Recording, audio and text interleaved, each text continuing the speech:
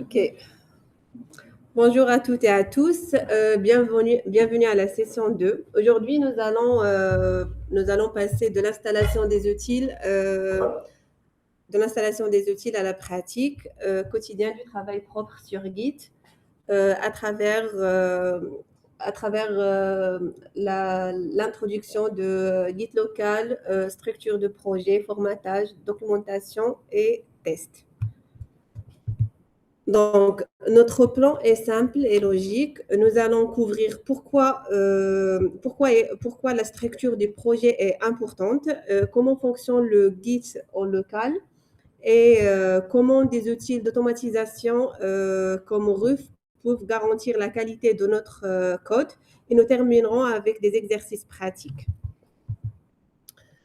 Donc, le but de cette session est double. Premièrement, organiser un projet pour qu'il soit facile à maintenir, surtout quand vous travaillez en équipe. Donc, pour que ça devienne facile à se comprendre lorsqu'on travaille en équipe. Et donc ici, une image d'une architecture d'un projet. C'est juste une image d'exemple et c'est ça l'objectif de notre session. Et deuxièmement, vous permettre de maîtriser les manipulations locales de Git.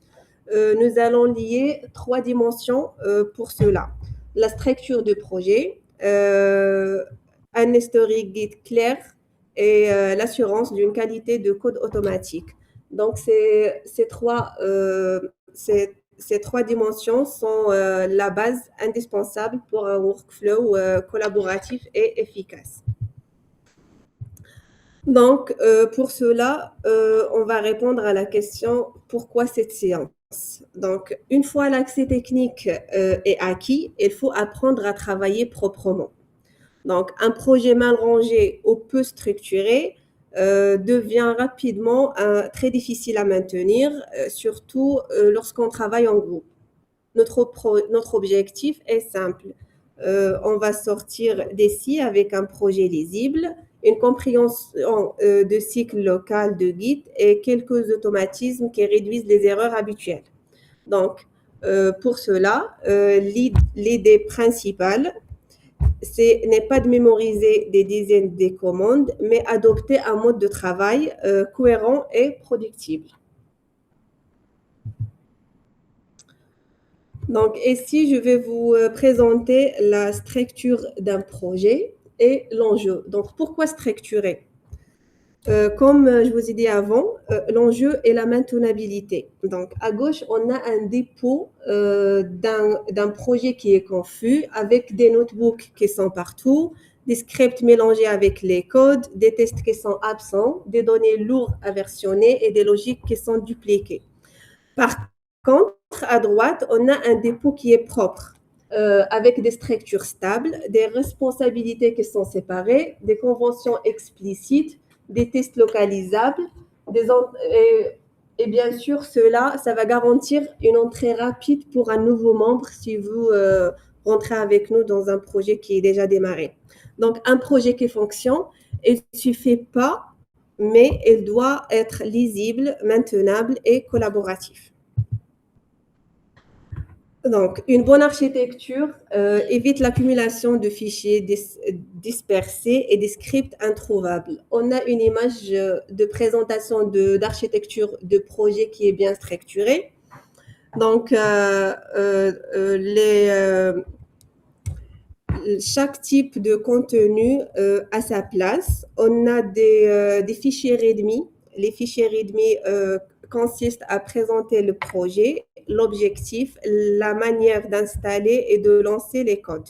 Donc, on a un dossier pour mettre les sources.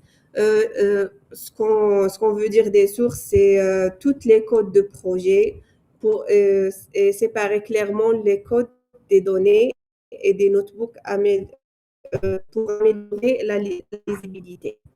Ensuite, on a des dossiers tests. Ce dossier, elle est responsable à regrouper les tests destinés à vérifier une modification n'a pas cassé une fonctionnalité. Et on a des notebooks, des fichiers notebook. Ça, c'est comme un carnet d'exploitation isolé. Et on a des fichiers pour regrouper toutes nos données. Donc, cette structure n'est pas une règle rigide, mais c'est un point de départ solide pour des projets Python partagés. Donc, le message principal qu'on veut passer est simple, c'est chaque type de contenu doit avoir une place identifiable. Voici une vue concrète de cette structure organisée. Ça, c'est juste un exemple de structuration d'un projet, comme vous pouvez le voir. On a des dossiers de README, de GitIgnore, c'est un fichier pour ignorer les fichiers non utilisés par Git. On a aussi des fichiers de résultats et c'est ça pour cette partie. Et donc, je vais rentrer pour vous expliquer un petit peu et comprendre ensemble les états de Git en local. Donc, le meilleur moyen, c'est pour ne pas perdre et de comprendre la circulation d'un changement. Donc, le pipeline suivant montre les états de Git, les quatre qui permettent de comprendre la logique entière de Git. Pour cette session, on va se focaliser sur les 3 premiers car on va travailler qu'en local et pour la partie dépôt distance, on va la voir pour la prochaine session. Donc, pour commencer, on suit les 3 étapes, comme j'ai dit, dans le pipeline. Je modifie un fichier dans le working tree. C'est notre dossier de travail. Ensuite, je choisis ce que je veux enregistrer et je le déplace dans la partie staging area. C'est avec Git add. Et puis, je fiche cette sélection dans le repository local et avec Git commit. Donc, le dépôt d'instant est la dernière étape via push ou pull. Et donc, comprendre ces 4 zones fondamentales pour toute la logique Git. Et je passe la parole à Cyril pour continuer. Merci, Oumaima. En fait, dans cette slide, on présente quelques commandes bien comprises, valant mieux qu'une longue liste mal maîtrisée. Le plus important, c'est git init qui initialise le dépôt Git dans un dossier. Ensuite, git statut, elle vous dit où vous êtes. Le git add déplace le changement vers la zone de préparation. Et git commit crée un point d'historique avec un message. Enfin, git log permet de relire cet historique. L'ensemble, elle forme la mini-séquence de travail complète, init, statut, add, commit, log. Nous pouvons aussi revenir en arrière avec git store, git checkout et git ou git reset. Mais d'abord, il faut savoir lire l'état de projet. Après avoir vu comment utiliser les commandes Git, voyons maintenant comment les utiliser intelligemment pour construire un historique clair. Un bon historique, ce n'est pas une simple suite de sauvegardage, mais plutôt une narration de ce qui a été fait dans le projet. En fait, chaque commit doit présenter une étape compréhensible et correspond à une action cohérente. Par exemple, correction du bug, ajout d'une fonction, nettoyage d'un style. Plus le message est précis, plus l'historique devient facile à lire, à exploiter et surtout partager avec d'autres personnes. Cette diapositive marque le passage essentiel de l'exploration à la production. Bien que les notebooks Jupyter soient excellents pour l'analyse initiale, leur versionnement est complexe. Donc, ils sont difficiles à relire et impossibles à tester de manière isolée. Il est donc impératif de séparer clairement les responsabilités pour optimiser la lisibilité, garantir l'utilisation de code et permettre l'automatisation efficace des tests. Ici, on peut automatiser la qualité de code au lieu de corriger à la main à chaque fois. Le Roof est un outil puissant qui reformate le code et détecte les erreurs de style ou les imports inutiles. En intégrant via le pré-commit, ces vérifications se lancent automatiquement avec chaque commit. L'intérêt ici n'est pas esthétique, mais on réduit les outils, on homogénise le projet et on facilite des revues de code. Maintenant, on parle des deux éléments essentiels pour maintenir un projet dans le temps, les documentations et les tests. Un projet sérieux n'est plus qu'un ensemble de scripts de fonctionnement.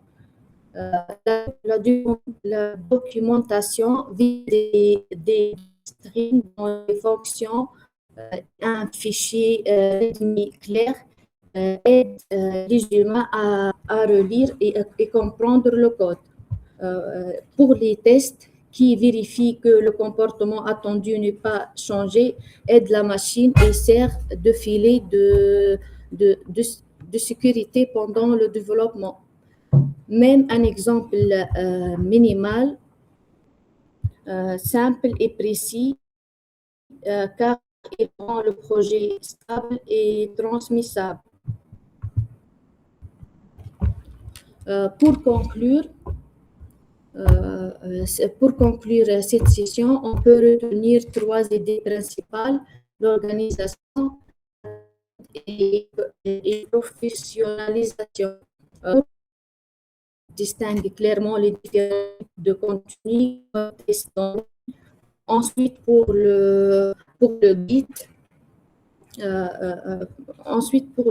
Git, on maîtrise les cycles locaux, init, statut, add, commit, log.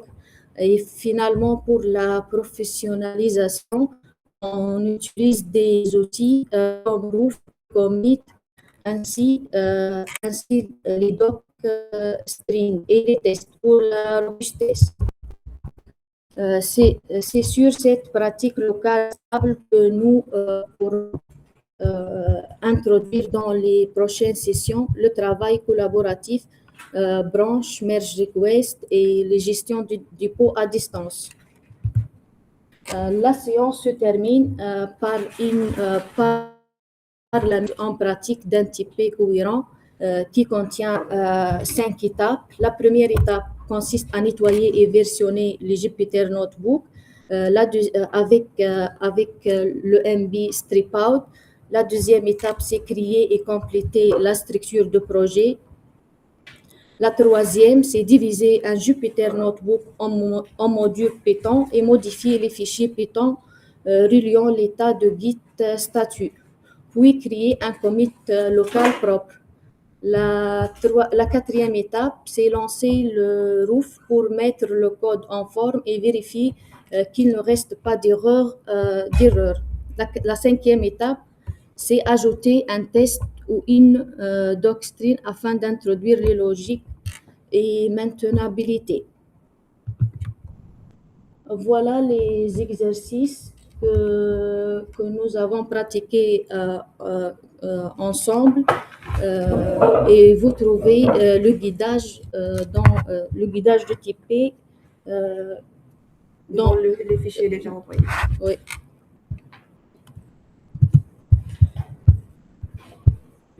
Le fichier.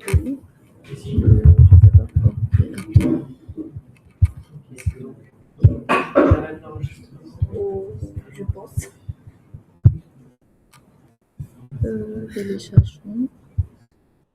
C'est Et ça. voilà. Après, il faut le mettre dans l'écran. Normalement.